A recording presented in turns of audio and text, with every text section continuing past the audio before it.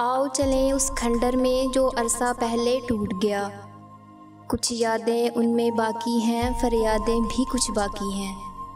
शहनाई का है कोई मध्यम सुर उन दीवारों में गूंज रहा। आओ चलें उस खंडर में जो अरसा पहले टूट गया। कुछ साए हमारे बचपन के, कुछ याद हमारे लोगों की उस खंडर से वाबस्ता हैं। थी नक्श बहुत सी तस्वीरें उस खंडर की दीवारों पर। तुम जानते हो वो किसकी थी? कुछ बच्चों की, कुछ बूढ़ों की, कुछ मेरे अपने बचपन की। आओ चलें उस खंडर में जो अरसा पहले टूट गया।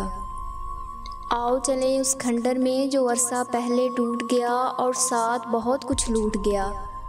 वो देख रहे हो बंजर दिल, उस खंडर का वो हिस्सा था, तब सहन उसे हम कहते थे। सब मिलके इसमें रहते थे, शाम की अक्सर चाय हम उस जा पर बैठ के पीते थे। आओ चलें उस हिस्से में जहाँ बैठ के हम सब पढ़ते थे, शोर मचाया करते थे और सबको हंसाया करते थे। कभी लड़ते थे, कभी रोते थे। ये देखो ये जो मिट्टी है, हम इसमें खेला करते थे और घंटों खेला करते थे। वो देखो वो टूटी ड्योढ़ी मेरे घर की चौखट है। हर साल नया सा रंग कोई हम लोग चढ़ाते थे उस पर। जानते हो ये खंडर कभी आबाद भी था, शादाब भी था।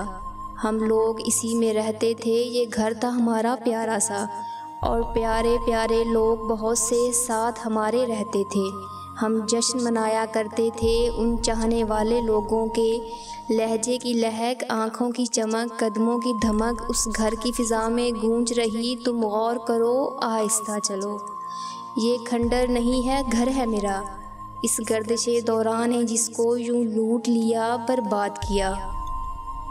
मैं लौट के अब जो आई हूँ, असबाब बहुत से लाई हूँ, पर सुनने वाला कोई नहीं। नायाब हुए वो लोग सभी, वो आंखें थक के मुंद भी गईं जो रात को जागा करती थीं। अब ये तो बस एक खंडर है। आओ चलें उस खंडर में, आओ चलें उस खंडर में।